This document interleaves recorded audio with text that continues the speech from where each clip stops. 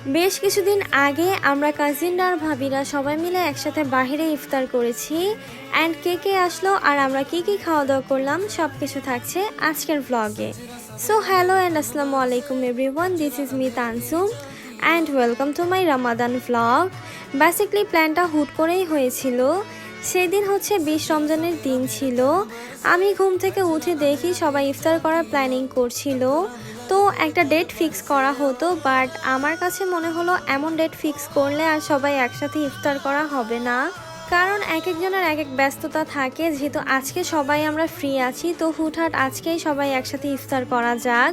তো যেই কথা সেই কাজ।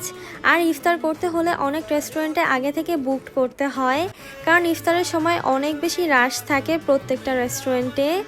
আমরা কয়েকটা রেস্টুরেন্টেই কল দেই অ্যান্ড তারা আমাদেরকে জানায় তাদের খালি নেই। অ্যান্ড লাস্টে হচ্ছে আমরা রোড সাইড কিচেনে কল দেই অ্যান্ড তারা হচ্ছে কনফার্ম করে আর আমাদের 5টার দিকে যেতে বলে। তো আমি যেহেতু কাছাকাছি ছিলাম তাই আমি আগে আগে চলে যাই, দেন বাকি সবাই হচ্ছে পরে আসে। সেই দিন হচ্ছে আমরা 12 জনের মতো একসাথে গিয়েছিলাম। এখানে কিন্তু সবাই নেই, আমার আরও বোনেরা ভাইয়ের বউয়েরা যায়নি। সবাই যদি যেত তাহলে 50 জনের উপরে হতো। এনিওয়েজ এদিকে আস্তে আস্তে সবাই চলে এসেছে, আর আমরা যেহেতু একটু আগে আগে গিয়েছি, রেস্টুরেন্টটাও খালি ছিল, তাই আমরা সবাই মিলে একটু ছবি টবি তুলে নিচ্ছিলাম আর কি। এখন তোমাদেরকে একটু মেনু কার্ডটা দেখিয়ে দেই। এটা হচ্ছে ওদের রমাদান স্পেশাল মেনু, এগুলো থেকে চুজ করতে হবে। আর ইফতারের পর হচ্ছে অন্যান্য আইটেমগুলো অ্যাভেলেবেল থাকবে।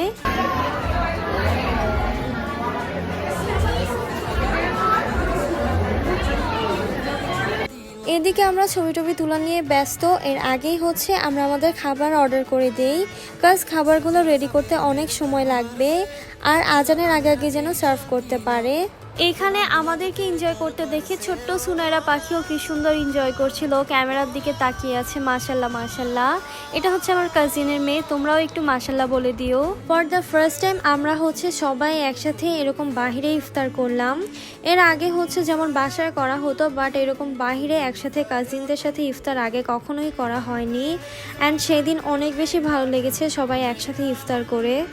এদিকে ইফতারের সময় হয়ে গিয়েছে অ্যান্ড আজানও দিয়ে দিয়েছে, তো তারা আমাদেরকে খাবার সার্ভ করে দেয়। আমরা হচ্ছে 4 জনের প্ল্যাটারগুলো নিয়েছিলাম অ্যান্ড প্রত্যেকটা প্ল্যাটারের সাথে অন্থন অ্যান্ড স্যুপ ছিল। যদিও তাদের ম্যানেজমেন্ট ভালো ছিল না, যেহেতু ইফতারের সময়, তাই হয়তোবা সবাইকে একসাথে খাবার দাবার সার্ভ করছিল, মেবি তাই উল্টাপাল্টা করে ফেলেছে সার্ভ করতে। এনিওয়েজ কিন্তু খাবারের টেস্টে কোনো কমতি ছিল না, খাবারগুলো খুবই মজা ছিল। খাওয়া দাওয়া শেষ করে হচ্ছে আমরা সবাই মিলে কিন্তু বাসায় যাই নাই, কারণ আমাদের আড্ডা এখনও বাকি আছে। আমাদের বড় ভাবির হাতে চা না খেলে ইফতার পার্টিটা ইনকমপ্লিট থাকবে, তাই সবাই মিলে হচ্ছে ভাবির হাতের চা খেতে চলে যাই।